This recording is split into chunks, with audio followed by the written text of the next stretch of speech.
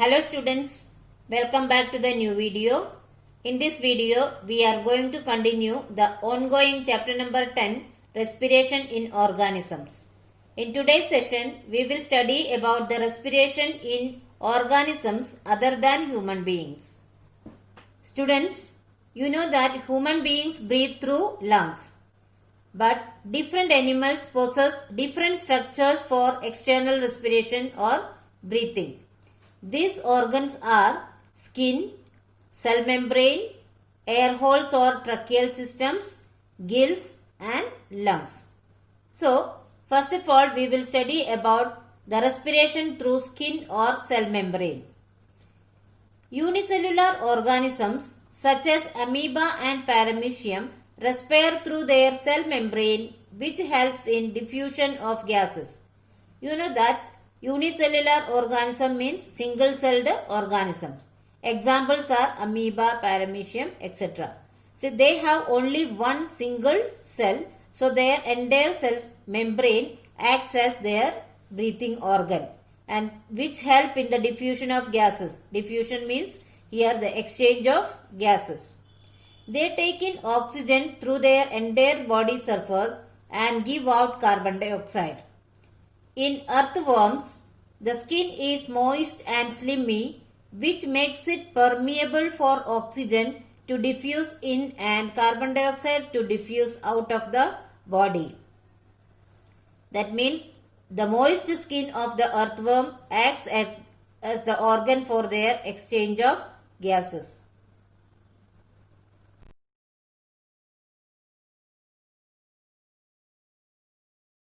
Now we will discuss about the respiration through air holes.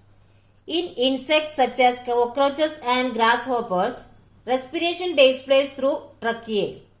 Tracheae are the tube-like structures that open on the sides of their body through tiny holes called spiracles.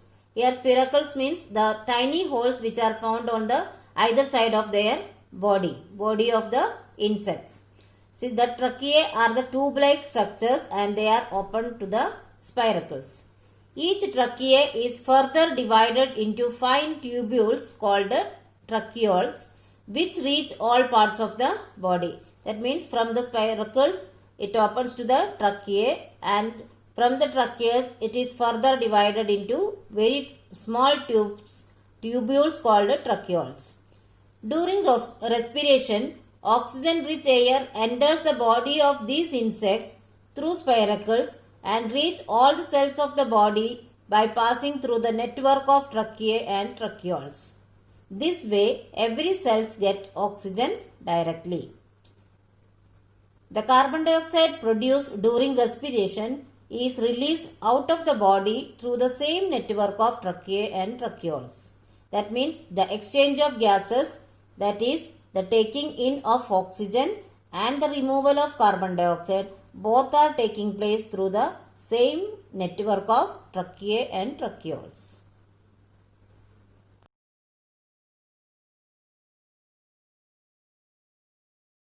Now let us discuss about the respiration through gills.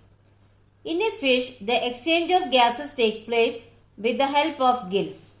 You know that fish is an aquatic animal. So, the gills are the respiratory organs of the aquatic animals. Gills are made up of a large number of filaments supplied by rich blood vessels called capillaries. So, gills contain so many rich blood vessels called capillaries. A fish obtains oxygen from the water. During respiration, water enters the body through mouth, passes through the gills and comes out of the operculum. That means the part of the gills through which the the water comes out, which contains carbon dioxide. So, the water taken in through the mouth passes through the gills, which absorb the oxygen from the water and allow the water to go out of the body through the operculum, which contain carbon dioxide. The blood in the capillaries absorb oxygen and gives out carbon dioxide through its walls.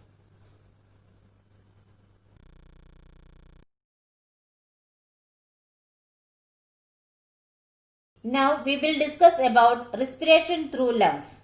Students, you know that human beings respire through lungs. Apart from them, birds and mammals also have highly developed lungs for gaseous exchange.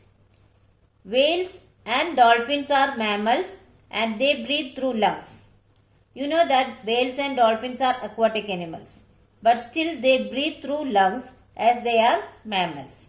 And you might have seen them coming up very often to take the atmospheric air. Frog is an amphibian having a dual mode of breathing. Amphibian means the animals which can live in water as well as on land. Frogs have moist and slimy skin which help them to respire through skin underwater as well as on land. Frogs breathe through gills when they are tadpoles, but they turn into an adult frog, they breathe through lungs. That means they can breathe through slimy skin as well as through lungs.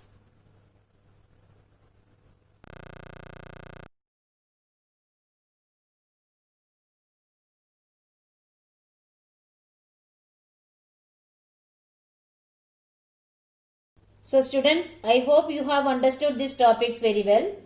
But still, if you have any doubt, you can write in the comment section. I will surely try to solve it as soon as possible. Here are some review questions. Please solve it in your notebook. Thank you.